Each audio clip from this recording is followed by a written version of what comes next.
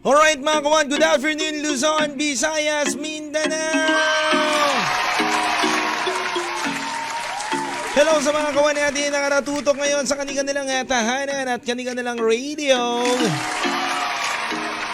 Kasama nyo na naman ang taga-kwento ng bayan. Metro at Mega Manila, Luzon, Visayas, Mindanao, magandang tanghali po sa inyong lahat. Kamusta ang inyong mga asawa? Kamusta ang inyong mga partner sa buhay? Okay lang ba kayo, no? Kasi sabi nga daw nila ngayong lumalamig ang Pasko, dumarami ang mga nagbe-break. Oh. Nako kawan, baka mapasama ka dyan, no? Pero karamihan daw ngayon kawan, yung mga celebrity daw ngayon yung naghihiwalay.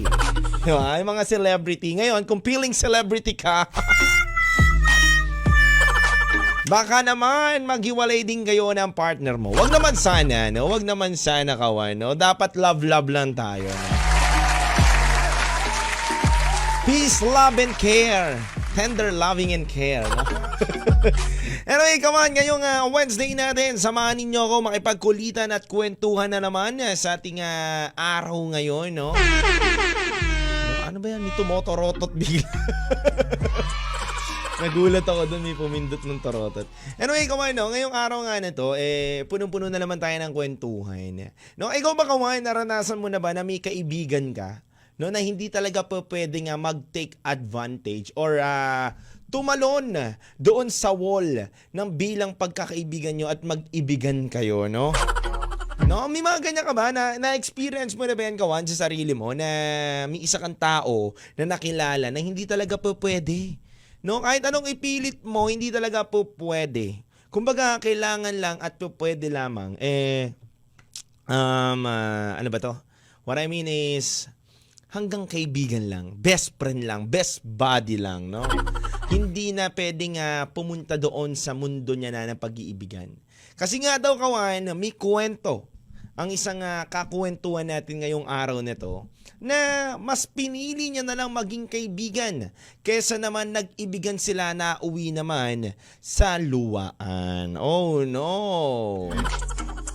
No kawan, kaya nga nako, magandang kwentuhan ito ngayon kawan at pwede nyong i-share ngayon sa 0998-9619711 ang inyong mga komento, no? Ang ating mga share na kwento sa atin mga kawan. At syempre sa mga kawan natin ngayon na nakatutok sa 1FM.ph, hello po sa inyo sa mga taga-Tarlac, Tacloban, Butuan, Surigao, Lucena, Puerto Princesa, Baler, Legazpi. Magandang tanghali po sa inyo lahat mga kawan. No?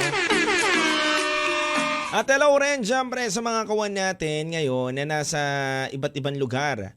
Like OFW, mga talaga nakatira na sa ibang bansa. Hello po sa inyo. Big shoutout. And pa-shoutout po, pa-play naman ang kantang Having You're Near Me, no? Mamaya, mapatugtugin natin yan.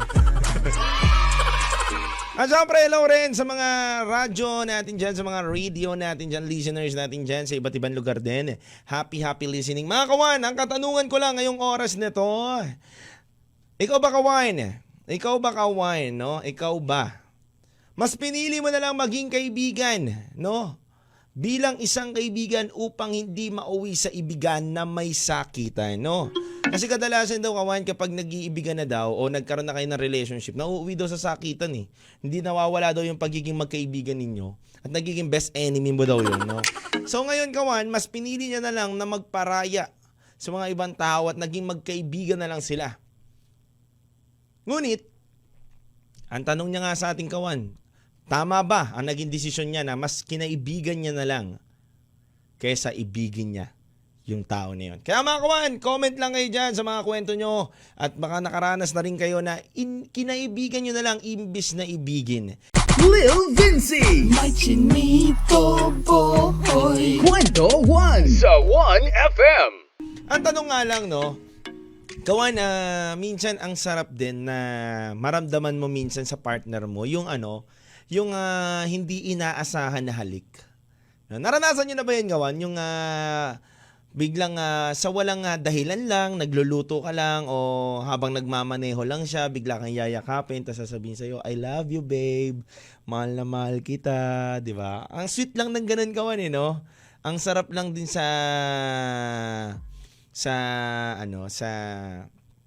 pakiramdam na gano'n, no? Pero kawan, ang hirap din kasi minsan ganun sa partner mo, no? Yung ikikiss mo bigla, magiging malambing ka, no? Maghihinala sa'yo, kawan, eh. Parang nang babae ka na naman? Ano na naman yung kasalanan mo? Ba't ka sweet sa akin? Nako. Ano mga pinagkagawa mo na naman, Joben? Ikaw, Joben, minsan ka lang magkakaganyan sa akin. Ako, nakakaramdam na naman ako ng mukhang may babae ka, ha? Naku, wag ka lang magpapahuli sa akin. Naku, wag na nga tayo tumuloy sa lakad natin.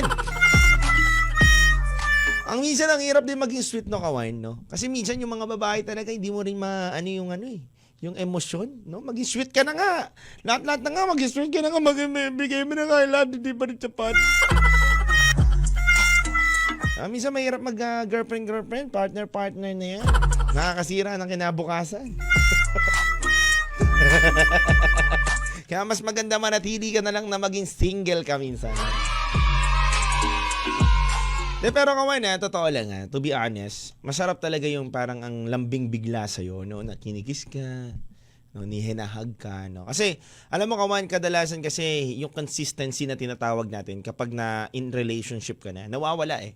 Yung consistency niya na parang nililigawan ka pa rin niya, yung parang sobrang sweet niya pa rin, no? Kahit na alam nyo na lahat ng nunal nyo sa isa't isa, no? Alam nyo na kung saan niya may balat, diba? Minsan, yung mga random kiss, minsan malaking tulong yan para sa magkarelasyon, kawan, eh.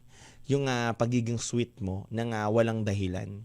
Kasi kawan, mas napapa-feel mo sa partner mo daw na kapag sa mga random kiss or random maging sweet ka, yung pagiging consistent mo, no, sa pagpapakita sa kanya na nililigawan mo pa rin siya kahit kayo na. Ganun yun, kawan. Okay, kawan, ito nga, ito muna, batiin ko muna lahat ng mga nagpapabati. Si Boss Popoy, ang idol ko. Boss Popoy, I love you, bossing. Shoutout dyan sa work mo, no, ang aking poging-poging bossing. Miss ko na kayo, no. And syempre, batiin ko lang din mga kawan, itong mga iba nating kawan na nagpapabate sila. Rosalie. Hello, Rosalie Superable Amantilio. Hello po, good afternoon po. Pa-shoutout po yan. Hello rin po kay Tita Grace Apolinaria. Hello rin po kay Jericho Miranda. Happy watching. Sabi niya dito, ito maganda yung sinasabi niya eh. Good afternoon, DJ Lubinsi. Ako, pinili kong maging kaibigan sa kagaya mong DJ. Pangarap ko rin maging DJ tulad mo, Lubinsi. Pakiplay naman ng kantang Kaibigan by Sarah. Kala ko naman about sa pag-ibig. Comedy ka, pare. Comedy ka. At ito rin, hello rin sa mga kawan natin dyan na si Cassandra, no? Mapanakit na hapon, DJ LV, no? Hindi naman po mga kawan, no? Kumbaga hindi naman, saktuhan lang. Alam mo kawan, ito nga, kung bakit minsan pinipili natin maging kaibigan na lang. Kasi naniniwala tayo na mas sumahaba ang taon at pagsasama kapag bilang isang kaibigan mo na lang siya. Anong mas masakit, kawan? Anong mas masakit muna? 'Di ba? Kasi iba, kawan, kaya nila kinakaibigan na lang, nandito yung isip nila na mas masakit kasi na magkaibigan kayo tas nauwi kayo sa pag-aaway. 'Di ba? Masakit 'yun, kawan, eh. Maging magkaibigan kayo tapos naging magkarelasyon kayo tapos nauwi lang din sa hindi maganda. 'Di ba? Mas masakit 'yun. Okay na hindi kayo magkaibigan tapos nag-meet lang kayo. Tapos naging magkarelasyon kayo. Tapos nag-away kayo. Diba? Mas maganda yun eh. Kasi yung para dumaan muna kayo sa malalim na pagkakaibigan. Tapos magkaroon kayo ng relasyon na sa isa't isa. Kumbaga may relationship din naman kayo bilang isang kaibigan, but mas mutual na. Mas lumalim na yung relationship ninyo. Iba na yan. Ang masakit lang dyan, kawan, kapag umabot na kayo dun sa punto ng buhay ninyo na ito na eh. Kaibigan ko na siya, naging partner ko na siya ngayon, or naging girlfriend ko na siya ngayon, pero mauuwi lang din sa hindi magandang kakalabasan. Di ba parang ang pangit? Kaya minsan kawan, pinipili na lang natin. Ayan sinama ko na yung sarili ko. Kaya pinipili na lang natin kawan na kaibiganin na lang yung taong gusto natin. Kasi natatakot din tayo na baka mawala siya sa piling natin. No? Naku, mapapaisip ngayon yung taong minamahal ko o mga minamahal nyo. O sino kaibigan mo ngayon? Baka yung kaibigan mo, trip mo yan. Hindi mo lang sinota. No, baka yung kaibigan mo ngayon hindi mo lang sinota, no? Tsaka kawan kadalasan kawan, mas masarap, totoo yan mas masarap na kaibiganin mo yung taong gusto mo. Kasi mas madali ka makapagsabi. Mas madali mo rin sabihin kung ano yung ikaw talaga. Kasi minsan kawan, kapag girlfriend mo na, shota mo na, partner mo na, o minsan, wag mo na tayong umabot dun sa asawa. No? Shota muna, o girlfriend mo na. 'Di ba? Boyfriend muna. Minsan ang hirap magsabi ng mga flaws mo o kaya ng mga kapangitan mong kwento. Hindi katulad sa kaibigan. Ang sarap kasi magkwento sa kaibigan na parang, pare, ako sa sobrang pangit ng karanasan ko, biruin mo, nakipag-date ako tapos siya pa yung napalibre. Kasi nadala ko siya, kulang pala pera. Diba, mga ganun. Kasi kapag nanliligaw ka kawan, minsan kailangan mo mabango ka. Diba? Mabango yung pangalan mo. Diba? Kailangan na mai-impress siya sa'yo. Diba? Kasi baka iniisip mo masira kagad yung momentum na nagugustuhan ka niya, 'di ba? Pero kapag kaibigan mo, binabardagol mo lang 'yan 'Di ba? Isipin mo, yung gusto mo, yung crush mo, yung tipong gustong-gusto mong tao nasa harapan mo. 'Di ba? Nasa harapan mo ngayon, kawan. Tapos hindi man kayo magpartner o magka-girlfriend, but nasasabihan mo siya ng maluwag sa'yo. Pero gusto mo siya. Yun yung taong gusto mo. Di ba ang sarap lang din kasi minsan sa pakiramdam ng ganun, na mas nagiging open ka sa taong gusto mo. Di ba? Mas nagiging open ka sa kaibigan mo na trip mo talaga nakasama at maging girlfriend ka. So hanggang dun lang kayo sa magkaibigan. And minsan kawan may mga good and bad effect yan. Kawan, di ba? Minsan mas madali mong nayayakap.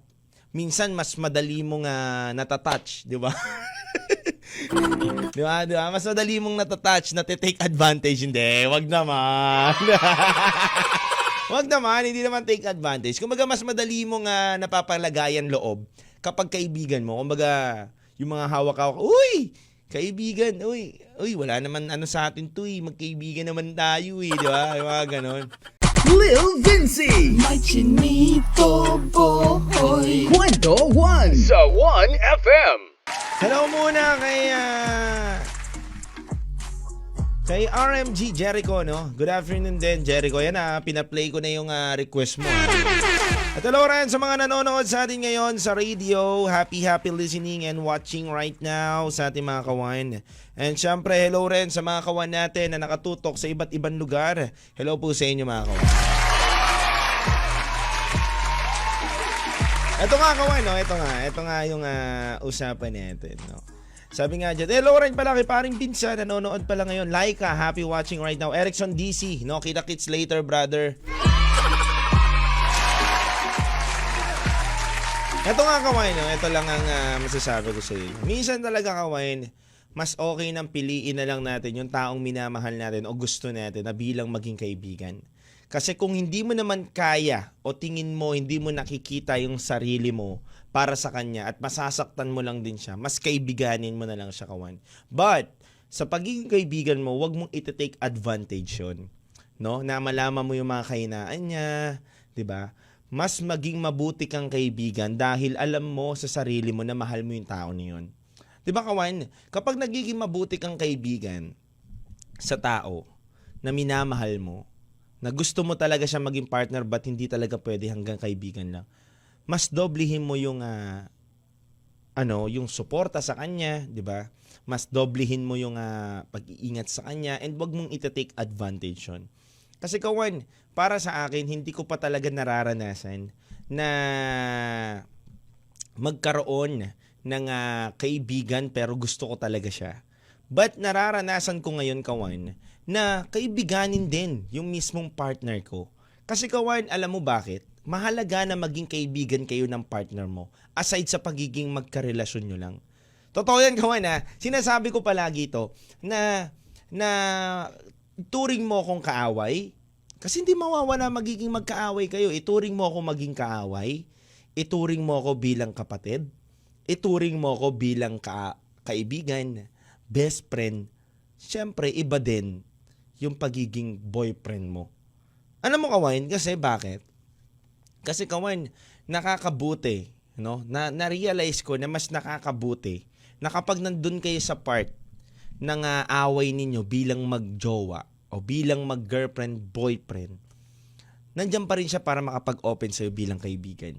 Totoo yan, Kawan. To be honest, iba-iba ang atake sa relationship, Kawan. Alam ko naman na kayo, may kanya-kanya kayong atake kung paano nyo suyuin, paano nyo lambingin, o paano nyo kausapin yung partner ninyo. Di ba? May kanya-kanya tayong way eh. So, tingin ko, Kawan, ang way ko para sa ganun, pinaparamdam ko sa kanya pag magkaaway kami.